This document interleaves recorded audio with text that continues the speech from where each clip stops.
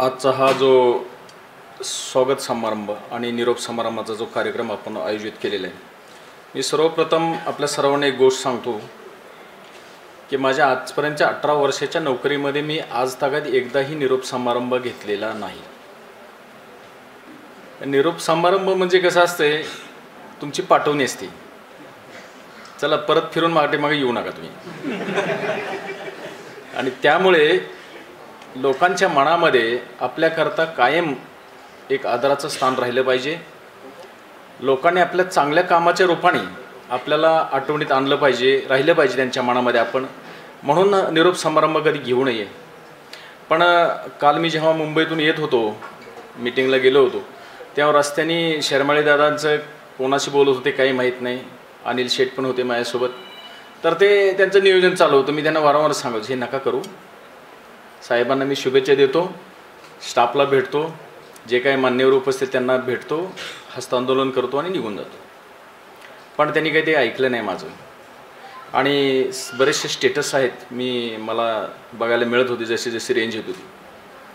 आजच्या या दोन्ही कार्यक्रमाच्या निमित्ताने आजचा जो एकच कार्यक्रम असा जो घेतलेला आपण, त्याकरिता स्टेजवर उपस्थित असलेले रट्टे साहेब आहेत, मारुती मेंगाळ साहेब आहेत, डॉक्टर कडलक साहेब आहेत, माझेच वरिष्ठ PI पाटील साहेब आहेत, त्यानंतर मला वाटतं भांगरे साहेब आहेत, दत्ताभाऊ नवले आहेत. सर्व या अकोले शहर आणि आपल्या तालुक्यातील सर्व मान्यवर, प्रत्येकाचं मी नामोल्लेखित मला शक्य होत नाही आहे, कारण मलाच SP साहेबांचा फोन येऊन गेला की उद्याच्या आंदोलनाच्या अनुषंगाने आपण तात्काळ या आणि कार्यभार सांभाळा. ॲक्च्युली परिस्थिती अशी आहे की बहुतांश लोकांना असं वाटतं की कुणीतरी माझी तक्रार केली आणि मग मला जावं लागते. अशी काही परिस्थिती नाही आहे. केंद्रीय निवडणूक आयोगाच्या निर्देशानुसार 3 वर्षे खंडित अखंडित अशी जर कालावधी त्या जिल्ह्यामध्ये कंप्लीट झाला असेल तर त्या अधिकाऱ्याला एक्झिक्युटिव्ह म्हणजे पोलीस स्टेशनला नेमणूक द्यायची नाही. त्याचं कारण असं आहे, पोलीस स्टेशनला का नको, तर बिहार UPमध्ये त्या राज्यांमध्ये पोलिसांनी काही इलेक्शन्स प्रभावित केली होती आणि मग ते एका त्या 2 राज्यांमुळे इकडच्या सर्व भारतातल्या सर्व पोलीस यंत्रणेसाठी हा नियम लागू झाला आणि त्यानुसार मला बदलीवरती जावं लागतं. हा प्रशासकीय कामाचा भाग आहे. आचारसंहितेच्या अनुषंगाने कोणताही वरिष्ठ अधिकारी असेल किंवा महाराष्ट्र गव्हर्नमेंट जरी असलं तरी ती कुणीही कोणत्या प्रकारची चूक करू शकत नाही आणि ते केली बी नाही त्यांनी पाहिजे. त्याच्यामुळं जाताना माझ्या मनामध्ये असं काही कुठल्या गोष्टीचे हे नाही आहे किंवा मला आता जावं लागते. मी अतिशय आनंदाने काम केलं आणि जातानासुद्धा आपल्या सर्वांच्या शुभेच्छा घेऊन मी आनंदाने जात आहे. त्यामुळं माझ्या मनात असं काही नाही आहे आणि आपण सर्वांनी अतिशय चांगल्या प्रकारे साथ दिली. मी असं का वागतो आहे हे मी समजून सांगण्याचा प्रयत्न केला. कायद्याची चूक झाली नाही पाहिजे यासाठी प्रामाणिकपणे प्रयत्न केले आणि याप्रमाणे जेव्हा जेव्हा एखादी परिस्थिती माझ्यासमोर यायची आणि मी त्या परिस्थितीला हाताळत असताना मला ज्या काही कायद्याची बंधनं आहेत ते मी समोरच्याला सर्वांना अतिशय शांतपणे विनम्रपणे सांगत असायचो. म्हणून विजभाऊ असतील किंवा मेंगाळ साहेब असतील यांनी जे प्रसंग सांगितले, सुरुवातीला असं आहे की कोणताही माणूस आहे त्याचे काम करण्याची पद्धत असेल, त्याचा कायद्याचा अभ्यास असेल, तर ते सुरुवातीला तुमच्या लक्षात निश्चितपणे येऊ शकत नाही आणि येणारही नाही तसा, कारण तुम्ही असं व्यक्तिमत्व कदाचित पहिल्यांदा फेस करत असाल. आणि माझ्या बाबतीत प्रत्येक पोलीस स्टेशन किंवा प्रत्येक पोस्टिंग माझ्या बाबतीत असंच घडलेलं आहे की सुरुवातीला माझा जो स्वभाव आहे, म्हणजे मी जेव्हा काल मला फोन चालू होता ॲडिशनल SP खैरे साहेबांचा की तुम्ही तात्काळ चार्ज सोडा, कोणाला चार्ज हँडओव्हर करा आणि तुम्ही DSBचे नेक्स्ट PI तुम्ही 2 दिवस DG ऑफिसला मिटिंगला चालवता. मी म्हटलं सर अचानक तुम्ही मला सांगताय रात्री 7:30-8 वाजता, आता गाडीची व्यवस्था, मला किती वाजता मिटिंग माहीत नाही, काय मटेरियल न्यायचं ते माहीत नाही, मटेरियल घ्यायचं तर मला नगरला जायला लागेल, मी तेवढं शक्य नाही मला जाणं आणि येणं, मला गाडी न्यायची परवानगी देते. त्यांनी सगळं केलं आणि अचानक मला सांगण्यात आल्यामुळं माझ्यासमोर आणि असं असतानासुद्धा मी समन्स वॉरंट बजावणीचा आढावा घेत होतो आणि मी त्याही वेळी मला फोन चालू आहे, मला माहिती आहे माझी बदली झालेली आहे, माझ्या स्क्रीनवरती बदलीचा मेसेज आहे, पण मी माझं काम सोडलं नाही. त्याच्यानंतर डोंगरगावला तमाशा होता, मी त्यांनासुद्धा रागवलं होतं. डोंगरगावचं कोणी असेल तर माफ करा मला, काय माझं पोलीस स्टेशनच्या खुर्चीत बसल्यानंतर शेवटचं रागावून असेल ते. मी त्यांना हे सांगत होतो की हां DJ लावला ठीक आहे, एक बेस एक टॉपवर मला काय अडचण नाही, पण तुम्ही तमाशाचा कार्यक्रम कशासाठी? त्याच्यामागं मित्रांनो एक सामाजिक बांधिलकी आहे. मी जन्माला आलो आहे, ज्या समाजात जन्माला आलो त्या समाजाचं काहीतरी मी देणं घेणं लागतो. म्हणून माझी तळमळ असते उठल्यापासून झोपेपर्यंत. मला जाग आल्यापासून मी जोपर्यंत निद्रावस्थेत जात नाही तोपर्यंत माझं हाच तळमळ असते की आज जी परिस्थिती 363च्या गुन्ह्यांची फेस करतो त्याला फक्त आणि फक्त कुठला मल्टीमीडिया हँडसेट असेल, त्याच्या येणारं रील्स साहित्य असेल, हेच त्याला कारणीभूत नाही. पूर्वीच्या काळी गर्भलिंग निदान जेव्हा टेक्निक आलं त्यावेळी आपण सरासर मुलींचे गर्भ काढून टाकले. आज 1000 मुलांमागे 850 मुली आहेत. हे 10-15 वर्षापूर्वीचं समाजाचं पाप आहे आज उदयाला आलेलं आहे. आणि आज ज्याच्याकडे मुलगा सुंदर आहे, देखणा आहे, घरची जेमतेम परिस्थिती, नोकरी नाही, त्याला माहिती आहे मला मुलगीच मिळणार नाही. विथ ड्यू कन्सेंट असं म्हणतो मी, की आईवडिलांच्या संमतीने म्हणा की विदाऊट संमती म्हणा. तो काय करतोय, तो त्याला वाटलं चांगल्या मुलीशी त्याचं कुठेतरी कॉन्टॅक्ट आला, त्याला वाटतं आता माझं होणार नाही आहे, ही त्याच्या मागची खरी भावना आहे आणि त्याला आपण जबाबदार आहोत. भविष्यात हा प्रकार टाळायचा असेल, आणि हे मी अभ्यासांती बोलतोय, हवेत गप्पा मारत नाही. नेवाशाला 9 सुसाईड मी बघितलेल्याच्या चिठ्ठ्या वाचल्यानंतर लक्षात आलं माझं लग्न होत नाही, वयवर्ष 35 झाले, आता माझं आयुष्य त्यांनी नैराश्यात जाऊन आत्महत्या केलेली. आणि ह्या भागामध्ये 1 सुसाईड मी तशी बघितलेली. त्याची चिठ्ठी नव्हती पण त्याच्या वडिलांनी सांगितलं की लग्न होत नव्हतं साहेब, 35 वर्ष वय होऊन गेलं होतं. म्हणजे परिस्थिती कोणी उडवलेली. म्हणून डोंगरगावच्या लोकांना सुद्धा ते मी सुनावलं की अरे बाबा तुम्ही तमाशा आणताय, ठीक आहे, ग्रामीण भागामध्ये एंटरटेनमेंटचं साधन नव्हतं पूर्वीच्या काळात म्हणून तमाशा, वगनाट्य. आज कुठल्या तमाशात वगनाट्य आहे? सामाजिक प्रबोधनासाठी वगनाट्य असायचं, ते आहे का? नाही आहे. तमाशा राहिला ना त्याचा ऑर्केस्ट्रा झालेला आहे. आणि जर तुम्हाला हेच एंटरटेनमेंट मल्टीमीडिया हँडसेट तुमच्याकडे, तुम्ही त्याच्यावर नको तेवढं साहित्य एंटरटेनमेंटचं पाहू शकता, मग तुम्हाला ह्याची गरज काय? यासाठी करिअरसाठी घडवण्यासाठी एखादा चांगला व्याख्याता आणा, एखादं कीर्तन प्रवचन ठेवा, आणि काहीतरी तुम्ही समाजाचं देणं घेणं लागता तर तुमच्या नव्या पिढीला दिशा देणारं एखादं व्यक्तिमत्व जर आणलं तर चांगलं राहील. हा माझा उद्देश. माझं गाव इथून 160 किलोमीटरवरती, ना माझं काही सातबार आहे, ना माझं रेशन कार्ड आहे, ना माझं मतदार यादीत नाव आहे. मला कुठली महत्त्वाकांक्षा असण्याचं काही कारण नाही. विस्तारानं मला धामणगाव पाटच्या लोकांना त्या दिवशी सांगावं लागलं. खरं गोष्ट आहे, मी गौतमी पाटीलचा कार्यक्रम नाही आहे आणि पाहिजे असेल परवानगी तर मला हे तुम्ही करा. आणि बिचाऱ्याने ऐकलं, मी शब्द देऊन चुकलो त्यांना साहेब. पण मी शब्द फिरवणार होता, मी शब्द फिरवणार होतो, परवानगी देणार नव्हतो. कारण सविनय कायदेभंग सुद्धा मी करतो कधी कधी. कायद्याचा भंग मीच करतो, सविनय कायदेभंग मी करतो, पण त्याच्या मागे समाजहित असतं. आणि तुम्हाला एक खात्रीशीर जर गोष्ट पाहिजे असं, सिन्नरला एक कार्यक्रम झाला गौतमी पाटीलचा. त्या कार्यक्रमामध्ये पोलीस स्टेशननं कशा स्वरूपात परवानगी दिली त्या आयोजकांना विचारा, मग तुमच्या लक्षात येईल. आणि हे मी त्यांना नाईलाज असतो, मला बोलावं लागलं त्यांना की बाबा हो, माझा हेतू उदात्त आहे, माझ्याकडे स्वार्थ नाही आहे. कारण आध्यात्मिक अधिष्ठान असल्यामुळे माझा आत्मा मला काही गोष्टी करायला परवानगी देत नाही आहे, आणि म्हणून मी करत नव्हतो. आणि माणसाचा स्थायी स्वभाव तुमचा माझा सगळ्यांचा आहे की मनासारखं करू दिलं तर तुम्ही चांगले आहात, तुमच्या मनासारखं करू नाही दिलं तर मग तुम्ही वाईट आहात. आणि माझ्या बाबतीमध्ये जिथं जिथं मी गेलो प्रत्येक ठिकाणी पहिल्याच वेळी मी माझ्या स्टाफला सांगताना सांगितलं होतं 2-3 महिने गुन्हे खूप वाढतील, नंतर गुन्हे स्टॅग्नंट होतील, आणि त्याच्यानंतर गुन्हे हळूहळू दाखल व्हायचं प्रमाण कमी होईल. आता हे कसं ते तुम्हाला विस्तारानं सांगतो. सुरुवातीला जर गुन्ह्यांचं प्रिव्हेन्शन करायचं असेल, फर्स्ट जर त्याची स्टेप्स असेल किंवा पहिले जायचं तर registration of offence with J reliable sections, म्हणजे योग्य कलमान्वये दाखल करणं हे गुन्हे कमी करण्याचं पहिलं प्रिव्हेंटिव्ह ॲक्शन आहे. त्याच्यानंतर प्रतिबंधक कारवाई येते, त्याच्यानंतर मग समाज प्रबोधन येतं. आणि म्हणून जिथं जिथं मी गेलो तिथे सुरुवातीला गुन्हे आला आहे दाखल केले. 354चे गुन्हे ॲक्च्युली 3-3 वर्षापासून मुलगा त्रास देतो मुलीला आणि गुन्हा आज दाखल नाही. असे 7-8 गुन्हे मी दाखल केले. माझ्या काळात अचानक क्राईम वाढला नाही, प्रॉपर रजिस्ट्रेशन नाही झालं म्हणून मी दाखल केले, म्हणून तुम्हाला तो दिसतोय. पण त्याच्यामुळं मला माहिती आहे की मी जर दाखल केलेले गुन्हे तर त्याच्यानंतर पुढचा विचार करेल की रे तिथं गेलं ना, आणि काही लोक पोलिटिशियनकडून वाढणारे रस्त्यापासून माघारी जात होते. त्यांनी हेच विचार करायचे की कुठेही पोलीस स्टेशनला गेलो तर गुन्हा हा दाखल होणारच आहे, त्यात अजिबात राईट लेफ्ट उजवं डावं काही होणार नाही आहे. आणि त्यामुळं बऱ्याच वेळा अशी परिस्थिती, मी कोणाचा अनादर करत नाही, मी कुठल्याही राजकीय व्यक्तिमत्वाचा आदर केलेला नाही, सामाजिक व्यक्तिमत्वाचा आदर केलेला नाही.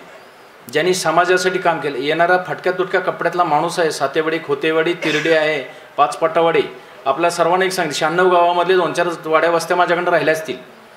मी सगळ्या गावात फिरलेला माणूस आहे, मला प्रत्येक रस्ता ना रस्ता माहिती आहे, प्रत्येकाला ओळखतो मी आणि प्रत्येकजण मला ओळखतो. अशी परिस्थिती नाही आहे की लोक मला ओळखत नाही. हे फक्त मला 5 महिन्यातच मला करता आलेलं आहे. म्हणजे माझ्या गाडीचं 2,500 किलोमीटर महिन्याला रनिंग व्हायचं, पटेकर दादा बसलीत पाठीमागं, पण मी आल्यानंतर 4,500 आणि 5,000 किलोमीटर रनिंग सुरू झालं. आमच्या गाडीच्या टायर 1-1.5 महिन्यात गुळगुळीत झाली, तर 4ही टायर बदलायला लागले. म्हणजे कधी कधी स्टाफही विचार करत असेल की हा माणूस, म्हणजे तुम्ही वैतागला मिंगळसाहेब अशी गोष्ट नाही, माझी जनता बी मला वैतागलेली होती. त्याचं कारण असं होतं की सकाळी काम सांगितलं संध्याकाळी पूर्तता पाहिजे, नाहीतर न एक्सक्यूज, सुट्टी नाही. एका परवाच्या याच्यामध्ये आयजी साहेबांच्या पुस्तकाचं रिडिंगमध्ये 2-4 लोकांना, कैद्यांना ते पुस्तक आवडलं म्हणून साहेबांनी लिखित स्वरूपात फीडबॅक घ्या. त्यात एका बंधूने लिहिलेलं आहे त्याच्यामध्ये, जो आतमध्ये न्यायबंदे, विजय करेमध्ये चुकीला माफी नाही. आता असं काही असत नाही आहे. माझं असं आहे की मी आत्म्याला स्मरून काम करतो, मी माझ्या आत्म्याचा आवाज ऐकतो. त्याच्यामुळं कुठलंही मॉनिटरी किंवा मालाफाईड इंटेन्शन ठेवून मी कुठेच काम केलेलं नाही. म्हणून आज जे माझ्याकडे आहे तर ते हे आहे माझ्याकडे की मला आत्मिक समाधान आहे. कोणाच्या बद्दुआ कधी घेतलेल्या नाहीत, मी घेतल्या तर दुआच घेतलेले आहेत. आणि मला माहिती आहे त्याचा इनडायरेक्टली परिणाम माझ्या आत्म्याला स्मरून आहे. म्हणून बोलतो, ब्रह्मांडाला नाही शब्द ऐकायला येत नाही म्हणून वाक्याची रचना सकारात्मक करावी, आणि ज्याच्यासाठी जो विचार करता बोलण्याची गरज नाही, ज्या आत्म्यातून विचारांच्या लहरी तुम्ही बाहेर फेकतात त्याला लागतात, त्याच्यावर ते परिणाम करतात, पण पूर्ण ब्रह्मांड फिरून फायनल इफेक्ट हा उगमस्थानावर असतो. मला हे ज्ञात आहे. आणि म्हणून मी कोणाच्या बाबतीत भावना बाळगताना मी चांगल्याच भावना बाळगतो, बोलताना चांगलंच बोलतो. विनाकारण बरीचशी लोक हे स्वतःसाठी स्वतःच्या फायद्याकरता अधिकाऱ्याला बदनाम करतात. त्याच्यामागं त्यांची चूक नाही, या जिल्ह्यामध्ये स्टाफच कमी आहे आणि म्हणून अधिकारी हा पायरीलाच असतो.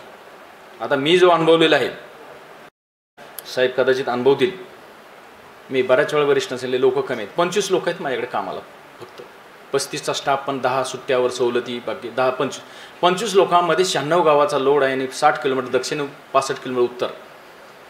रस्ते तुम्हाला माहीत आहेत, 20च्या वर गाडी पळत नाही, डोंगरदऱ्यातले रस्ते.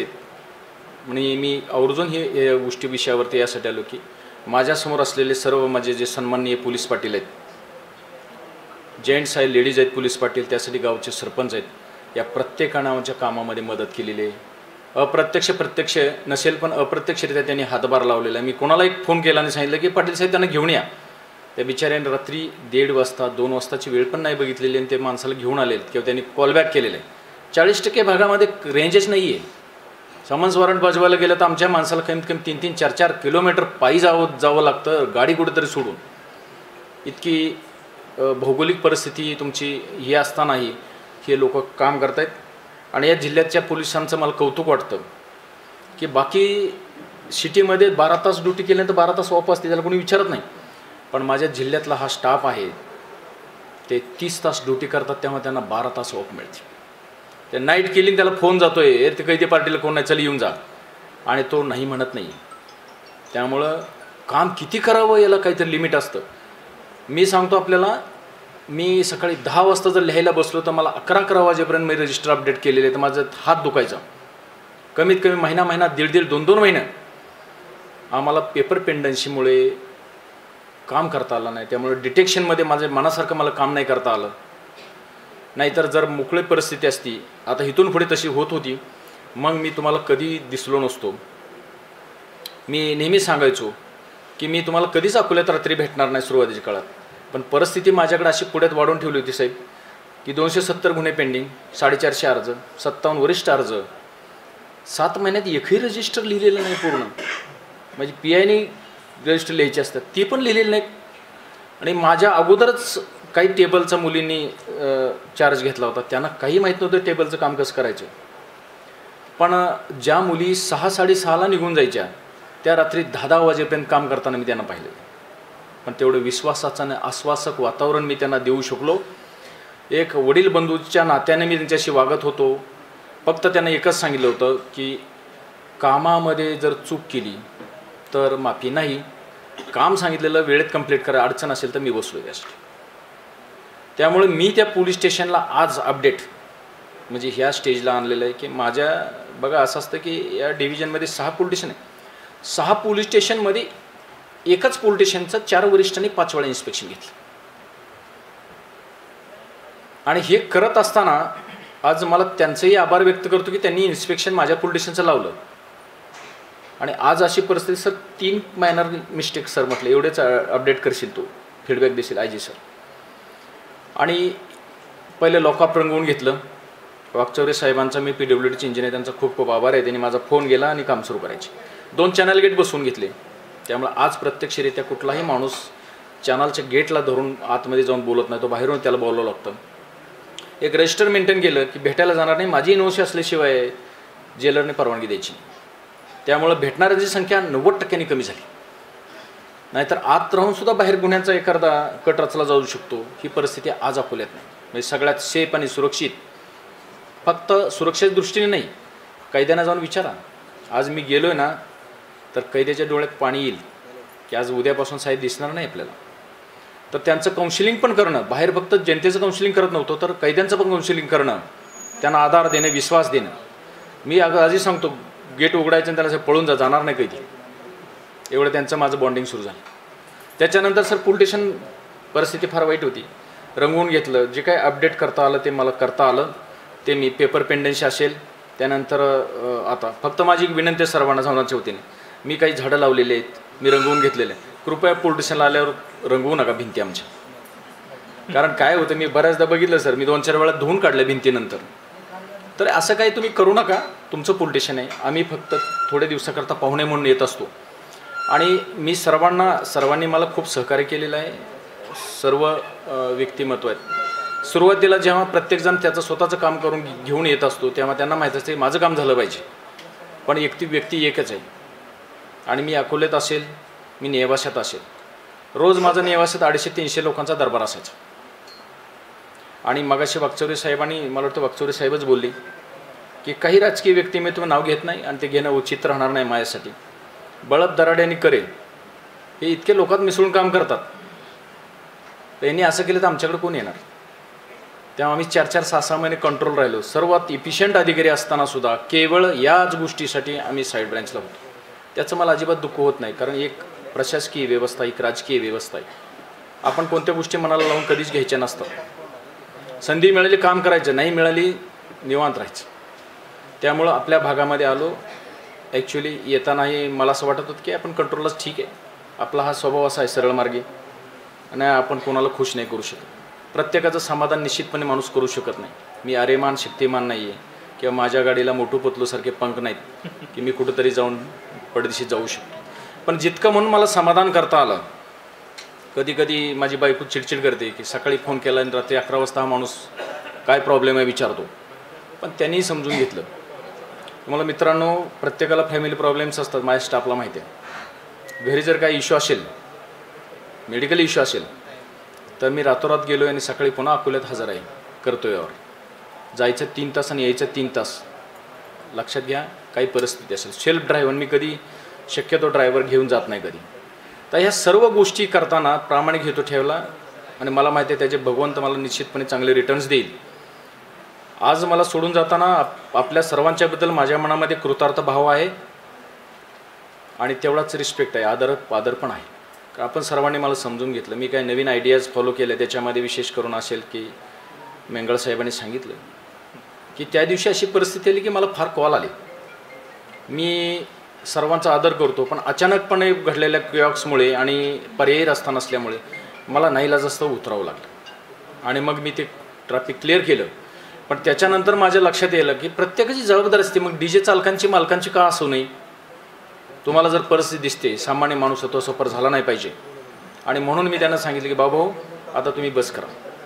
आणि त्याच्यानंतर चासची घटना आहे की लोकांना वाटतं की हा अधिकारी आहे, मजूर आहे, तो ऐकत नाही आहे, स्वतःची मनमानी करतो असं नाही आहे. आम्ही त्यांना बऱ्याच संधी दिल्या होत्या. यातले 2 पत्रकार या गोष्टीचे साक्षीदार आहेत, साहेब समोर बसलेले आहेत, की पहिल्यांदा पोलीस स्टेशनवरून 6 कॉल केले, DJ बंद करत नाही. त्याच्यानंतर 2 स्टाफ गेला प्रायव्हेट सिव्हिल ड्रेसमध्ये, बंद करत नाही. पोलीस पाटलांना सांगितलं, बंद करत नाही. त्यावेळी मला नाईलाज असो रात्री 1:30 वाजता निघावं लागलं. मग मी मात्र माझ्या पद्धतीने, मग त्यांना कळालं की कायदा किती तगडा आहे, फक्त तो राबवला जात नाही लोकभावनांचा आदर करून. आणि कायदा लोकांसाठी, law is nothing but common sense आहे. कायदा हा राबवताना त्या अधिकाऱ्याने सद्विवेक बुद्धीचा विचार करायला पाहिजे आणि त्यानंतर राबवायला पाहिजे. कोणाला छळण्यासाठी कायदा निश्चित नाही आहे, आणि ती गोष्ट आम्ही कधी केलेली नाही. लोकांना फक्त जाणीव करून दिली. आणि त्याच्यानंतर बऱ्याच लोकांच्या धामणगाव पाटच्या गोष्टीचा उल्लेख केला. धामणगाव पाटला जेव्हा ग्रामसभा झाली 14 सप्टेंबरला मारतोय, नाही ऑक्टोबरला आय थिंक, आणि 29 का 27 तारखेला ग्रामसभा होती. 29 सप्टेंबरला ग्रामसभेमध्ये त्यांनी मला बोलवलं, मी गेलो. त्यांनी माझं विनंतीला मान दिला. मी त्या गावकऱ्यांचा खूप खूप आभार आहे. मला 5-6 वयोवृद्ध महिलांचे फोन आले की बाबा रे, तुला आमचे अनेक आशीर्वाद, का तू ते निर्णय खूप चांगला घेतला. याच्यामुळं काय होतं की कोणाला त्रास होतो, त्याचा आवाज तुमच्यापर्यंत पोहोचत नाही.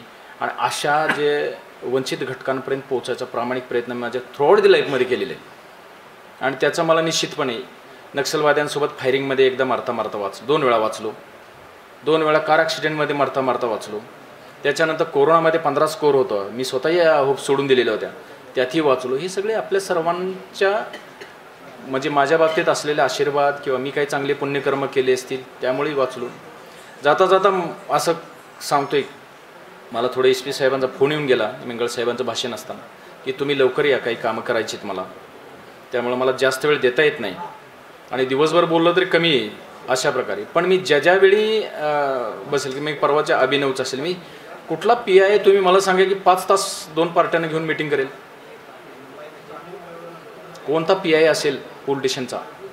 आणि साहेबांना माझं ज्यावेळेस काम पुढे चालू ठेवायचं तर तुम्हाला सॅक्रिफाईस करावं लागेल टाईम, तर त्याला नाहीलाच आहे सर. आता मी थोडं उद्योग करून ठेवला आहे, तर तुम्हाला पुढे चालवायचं आहे, त्याचं माझं नाही आहे. पण मी प्रत्येकाला वेळ दिला. मी एक विचार काय करतो की पोलिटिशियनना बसल्यानंतर माझ्याकडे येणारा माणूस हा पिचलेला आहे, थकलेला आहे, भागलेला आहे, काहीतरी त्रासात आहे. आणि तो खोतेवाडी, सातेवाडी, तिरडे, 5 पट्टावाडीहून येतो म्हणजे तो निश्चितपणे फिरायला येत नाही. तर त्याचं समजून घेणं, त्याचं दुःख हलकं करणं, पोलिटिशियनशी निगडीत असेल तर ठीक आहे, काहीतरी कायदेशीर कारवाई करणं, दाखल करून घेणं. पण इतर डिपार्टमेंट असेल तर त्यांना कायदा समजून सांगणं, ह्या गोष्टी मी सर्व केल्या. मग मी माझं जेवण बघितलं. मला बऱ्याच वेळा स्टाफ सांगायचा, एक परवाची घटना की बाळ आतमध्ये पडलं होतं आडामध्ये, छोटा आडा होता. मला शर्माळे ते बर्डेनं सांगत होते, तू डबा लाव पहिला, नाही तर मारून माणूस उपाशी मरेल. ते नंतर मला सांगितलं, पण मी डबा घेतलेलं टेबलवरती सांगितलं नाही बस, तर मला तर ते रिझल्ट मिळत नाही. मी 5 टीम केल्या, 4:30 वाजल्यापासून आमचे आहेरदादा शोधत होते, पण रिझल्ट मिळेना. मग मी 5 टीम केल्या सर, आणि एरिया वाटून दिला. मी रिझल्ट घेतो त्यांच्याकडनं, काय पॉझिटिव्ह आहे इन्फॉर्मेशन. मग आमचे खैरनार साहेब वाशिरेला पण जाऊन आले त्याच्या चुलतीकडे, पण कुठे काय मिळेना. आणि मग मी म्हटलं आता नाही फील्डवर उतरायचं. आपण कळसचं कृषी प्रदर्शन त्याच दिवशी संपलं होतं, 15 तारखेची गोष्ट आहे. आपण सगळं शेत्या सगळं फिरायचं. 2 मिनटं मी संपवतो, आपला कार्यक्रम आहे मान्य नाही मला, पण 2 मिनटं. तर जेव्हा मी सुरू झालं तर परत गाडीत बसल्यानंतर सगळ्यांना घेऊन निघालो, घरापासून सुरुवात करूया. मग सर मी इंट्रोगेट करत होतो. इंट्रोगेट करता करता एका मुलीने छोटी चांगली उपयुक्त माहिती दिली. मग सगळं शोधत शोधत शोधत त्या गल्लीत गेलो. तिथं समोर काही झाडं होते पडक्या ह्याच्यामध्ये. मग त्याला सांगितलं, ही बॅटरी घे, आतून सगळं फिर. बाळ कधी कधी 5 वर्षाचं आहे, डोक्यावर पडलं तर हिथं बी असू शकतं. म्हणून आम्ही सगळ्या भिंतीवर चोड बघितलं. आणि पुढे गेल्यानंतर एका पडीक घर होतं, त्याच्यात वरती झाडावरती पतंग दिसली. मग सगळ्यांना शोधता एक इन्फॉर्मेशन अशी मिळाली, एका महिलेने दिली की 2 मुलं इकडे जायची, मी त्यांना हटकायची आवळ्यासाठी. 2 वेळा परत गेले, पण 3ऱ्या वेळी जे 2 गेले त्यातला एकच परत गेला, एक आलाच नाही. याचा अर्थ माझं डेस्टिनेशन फायनल झालं की इथेच बाळ आहे. सांगितलं शोधा इथे आता कुठे ना कुठे. मग पडकी घरं सगळीकडे शोधले. शोधल्यानंतर दत्ताभाऊ ते आमचे बर्डे होते आणि शर्माळे दादा, आणि त्याच जी विहीर होती त्याच्यावरती छोटी विहीर 3 बाय 3ची 70-80 फूट, त्यांना ते हात दिसला. त्यांनी सांगितलं साहेब आहे. आणि मग आमचं रेस्क्यू ऑपरेशन सर 1.5 तासामध्ये आम्हाला रिझल्ट मिळाला. दुसऱ्या दिवशी ते गृहस्थ साफसफाई करत असताना दुसऱ्या दिवशी ते आड बुजवणार होते. आणि त्यांनी जर आड बुजवला असता तर त्याचा शोध कधीच लागला नसता. आणि 1.5 तासामध्ये आम्हाला यश मिळालं. फक्त आमचं नशीब म्हणजे मला त्या गोष्टीची खंत निश्चित राहील. ते जर बाळ उभं पडलं असतं पायावर तर भले पाय फ्रॅक्चर झालाय असता किंवा नसताय, पण ते जिवंत राहिलं असतं. पण ते नेमकं डोक्यावर पडलं आणि त्याची डेथ झालेली होती. पण आम्ही त्याला शोधू शकलो. या गोष्टीचं मला जाता जाता शेवटच्या 1-2 दिवसातलं ऑपरेशन होतं, मला त्याचा आनंद आहे. जाता जाता माणसाने कसं असावं ते एक उदाहरण सांगतो, संपवतो, कारण कोणाचं तरी ट्रेनिंग आहे. उदारकरणाबद्दल बोलतो मी. माणसाने आयुष्यात कसं असावं. आपल्याला सर्वांना माहीत आहे दानशूर कर्ण आहे. क्षत्रिय कुळात जन्माला आला, सुताच्या घरात वाढला. स्वतःला क्षत्रिय माहीत होतं कुळ. आई वडिलांचं प्रेम मिळालं नाही तर सूर्यपुत्र म्हणतो आपण, सूर्याचं नाही ना तर आईचं मिळालं. अशा वेळी भिकेत मिळालेल्या दानाचा राजा म्हणून त्याला राहावं लागलं. बघा मी काय बोलतोय. जन्मात आला क्षत्रिय कुळात, वाढला सुताच्या घरात, आणि कर्णाने दिलेलं एक दान दिलेलं राज्य त्या राजाचा राजा म्हणून राहिला. त्याला माहिती आहे युद्धामध्ये चाक रुतलं आणि त्यांनी सांगितलं पार्था हे अधर्म आहे. पण पार्थाने अर्जुनाला सांगितलं की नाही, एवढीच एक वेळ आहे, पुन्हा संधीच नाही आहे. आणि भगवंतानी परत जाऊन माफी मागितली. जेव्हा मृत्यूशय्येवर असताना एक ब्राह्मण याचक त्यांच्याकडे दान मागायला, तेव्हा त्यांनी सांगितलं की माझ्या नावाला कलंक नको आहे, तर हे पार्था माझ्या तोंडात एक सोन्याचा दात, एक ठोसा मार, तेवढंच देण्यासारखं माझ्याकडे. हे मी उदाहरण एवढ्यासाठी जो समाजाला आपण काही देत असताना आपण इतकं उदात्त हेतूने राहिलं पाहिजे, कारण आपल्या पुढच्या पिढींचं नुकसान आहे. तेव्हा तुमचं जगणं आणि वागणं हे तुमचं तितकंच उदात्त हेतूने पाहिजे. आणि त्यावेळी जे संदेश आहे कर्णाचा, उदार करणं, शूर करणं, त्याचं जो उदाहरण आहे, किंवा ठीक आहे मरणारा माणूस आहे तरी पण त्यांनी त्या याचककर्त्याला नाराज केलेलं नाही. त्यामुळं जे म्हणून तुम्हाला चांगलं करता येईल ते करण्याचा प्रामाणिक प्रयत्न. शेवटी ज्या गोष्टी असतात विधीचं विधान आहे ते खोटं ठरत नाही. अरे साहेबाला जाणंच होतं, मग तुम्ही काही केलं तरी मला जाणंच आहे, बदलून जाणंच आहे, हे विधीचं विधान आहे. त्यात नाराज कशासाठी व्हायची. एवढं मला जशी साथ दिली तशी पाटील साहेबांना. पाटील साहेब अतिशय शांत संयमी काम करणारे अधिकारी आहेत. कायद्याचा चांगला अभ्यास आहे. तर माझे इतकं थोडंसं आणखीन आउट ऑफ वे जाऊन होईल नाही होईल मला ते माहीत नाही, पण 100% सर्वांना न्याय देतील, तुम्हाला समजून घेतील. सर हा जिल्हा जो आहे, आपला तालुका जो आहे तो चळवळींचा तालुका आहे. याच्यामध्ये इंग्रज काळापासून ही चळवळी केलेली आहे. त्याच्यामुळं आंदोलनही आपल्याला महिन्यातला एखादा दुसरा दिवस आपला सुट्टीचा जाईल, नाही तर आंदोलनही ठरलेलं आहे. पण यांचा आपल्याला काही त्रास नाही आहे. ते आंदोलन करत असतात, सहकार्य आपल्याला राहतं. बाकी 420च्या गुन्ह्यांमध्ये वाढ झालेली आहे. 363, 354 आहे. आणि रात्रोज आता याच्यामध्ये मी बऱ्याच वेळा आमदार महोदयांना पण विनंती केलेली आहे की एखादी गाडी आपल्याला देता आली तर बघा. मागणी केलेली आहे मी. 2 किंवा 3 गाड्या पाहिजेत, कमीत कमी 70-80 स्टाफ पाहिजे. आणि हे असल्याशिवाय कुठलाच PI किती 30 मार्क असला काम करू शकत. प्रत्येकाच्या अपेक्षा असतात. आता एका ठिकाणी झालं की मारलेले बेशुद्ध पडलेले, वाहन पण नाही आहे आणि रेंज पण नाही आहे. तर आमची रात्री 10 वाजता 2 लोक चालत गेली होती त्या ठिकाणी, 2.5 ते 3 किलोमीटर. सर्प, विषारी सर्पचा एरिया हा, एवढी रिस्क पोलीस घेतात नाही असं नाही आहे. त्याच्यामुळं आपल्या सर्वांनी मला खूप साथ दिली. मला काम करता आलं, चांगलं काम करतं, त्याचं मला आत्मिक समाधान मिळालं. आणि भविष्यात साहेबांनासुद्धा माझ्या शुभेच्छा आहेत. आपण सर्वांनी त्यांना साथ द्यावी. आणि मी पुन्हा एकदा सांगतो की कोणत्याही राजकीय व्यक्तिमत्वाच्या, सामाजिक व्यक्तिमत्वाचा अनादर करून किंवा त्यांच्याशी माझा कुठला मतभेद घेऊन मी कधीही कोणतं काम केलं नाही. तसेच या ठिकाणी उपस्थित असलेले प्रिंट मीडिया आणि इलेक्ट्रॉनिक मीडियाचे जे रोज आम्ही एकत्र बसायचो, उठायचो, आणि त्यांनी कधीही कोणती गोष्ट अदरवाईज घेतली नाही. त्यांनी समजून घेतलं मला आणि त्याप्रमाणे त्यांनी त्यांचं जे काम आहे त्यांनी केलेलं आहे. पण मला 1-2 दिवस पूर्वीपासून खूप गोष्ट खटखट होती. माझी बदली झाली सगळ्यांना माहीत होतं, पण पेपरमध्ये लिहायची आणि बातमी करायचं कुणीच हिंमत करत नव्हतं. मी असं काय, मला तो प्रश्न पडायचा सागर भाऊ. आणि मला लोक असं सांगायचे, बघा साहेब असं आहे की बातमीच करायला तयार नाहीत. जेव्हा पाटील साहेबांनी चार्ज घेतला ना सर, त्या दिवशी ती बातमी झाली की माझी बदली झालेली आहे. आपण सर्वजण माझ्या मनात आहात, हृदयात आहात. ह्या भागातील लोकांनी भरपूर असं मला प्रेम दिलं आणि त्यामुळे या भागाशी माझी एक वेगळ्या प्रकारची नाळ जुळलेली आहे. त्यामुळे मी सांगितलं मगाशी, मी 18 वर्षात एकही सेंड ऑफ घेतलेला नाही. पण आपल्या विनंतीला मान देऊन माझं मन राहवलं नाही की नाही ठीक आहे, मला आता जाता जाता कोणाला नाराज नाही करायचं, म्हणून आजच्या हे निरोप समारंभाला हजर आहे. अदरवाईज मी कधीच घेत नाही. त्यामुळं आपल्या सर्वांनी भरभरून प्रेम दिलं, तुमचा सर्वांचा शतशः आभारी आहे. आणि या ठिकाणी उपस्थित असलेले पॉलिटिकल विलबिग्स, त्यासोबतच सामाजिक क्षेत्रात काम करणारे, गावोगावचून आलेले सर्व नागरिक, या ठिकाणी असलेले सर्व सन्माननीय पोलीस पाटील महोदय, त्याचं फारुकीभाई, तुमचा पण उल्लेख मला करावा लागेल. सॉरी मी तुमच्या घरी नाही जेवणाकरता येऊ शकलो, पण भविष्यात नक्की जरूर येईन मी जेव्हा पोलीस अधिकारी म्हणून असेल. तर आपल्या सर्वांनी इतकं भरभरून प्रेम दिलेलं आहे की मला ते विसरण्याजोगं नाही. की माझ्या जेव्हा आयुष्याच्या संध्याकाळी मी माझ्या जीवनपटाचा मी विचार करत असेल त्यावेळेस अकोला हा माझ्यासाठी अतिशय महत्त्वाचा राहील. अकोल्याने मला खूप काही दिलेलं आहे. अकोल्याने मला प्रेम दिलं आहे, मला प्रसिद्धी दिली. अकोल्यातील लोक इतके चांगले की त्यांनी माझ्या एका आव्हानावरती 62 सायकली वाटायला तयार झाले.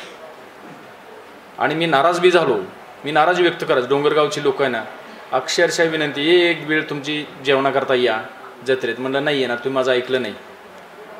मी गेलो रात्री 12-1 वाजता, पण त्यांनी कधी अदरवाईज नाही घेतलं. आपल्या सर्वांनी जे काही विशेष प्रेम दिलं त्याबद्दल यासोबतच मी नामोल्लेख करेन. काही कैलास वागचौरे असतील, रापसाहेब वागचौरे साहेब असतील, बाळासाहेब वडजे साहेब असतील, शिवाजीराव धुमाळ साहेब असतील, नायकुडीताई असतील, त्यानंतर माननीय आमदार महोदय डॉक्टर किरण लहामटे साहेब असतील, त्यानंतर माजी आमदार वैभव भाऊ असतील, त्यानंतर मारुती मेंगाळ साहेब असतील, त्यासोबत गायकर साहेब असतील. आपल्या सर्वांनी वेळोवेळी काही गोष्टी असतील किंवा मधुभाऊ नवले साहेब असतील, डॉक्टर अजित नवले असतील, त्यानंतर संदीप दराडे असतील, सगळेच जे काय आणखी कोणाचं नामोल्लेख जर राहिला असेल तर मला माफ करा. पण सर्वांनी खूप काही साथ दिली, मदत केली, वेळप्रसंगी माझ्या भावना जाणून घेतल्या. आंदोलनासह डॉक्टर कडलक साहेब असतील, मला विचारायचे आता कसं पुढं काय करायचं. म्हणजे one of the me indirectly संयोजक होतो बऱ्याचशा गोष्टीचा. आता भांगरे साहेब असतील, सर्वांनी ॲडव्होकेट पोकरकर साहेब एक दिवशी आले, तुम्ही असं केलं, तुम्ही तसं केलं. म्हणलं नाही तसं नाही ते. आणि मग थोड्या वेळात आणि त्यांच्या लक्षात आलं की नाही बाबा, आमच्या डी आर मामा असतील, देशमुख साहेब असतील. आता एक उल्लेख सांगतो, तुमच्याकडे आमचे सेवानिवृत्त सहाय्यक पोलीस निरीक्षक म्हणून झाले फटांगरे साहेब, संगमनेरला राहतात.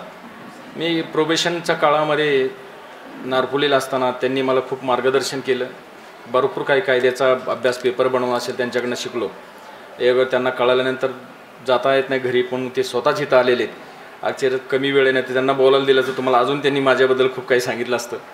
आज ते या अर्जुन कार्यक्रमामध्ये उपस्थित आहेत. त्यासोबतच महाराज आहेत. आणि आपल्या सर्वांचा सुरुवातच मी करणार होतो पण नको म्हटलं, कारण भाषण सुरुवातीला भावनिक करणं योग्य नाही, कारण मी भावनेच्या आहारी जाणारा माणूस.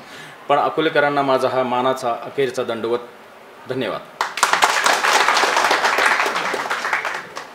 आणि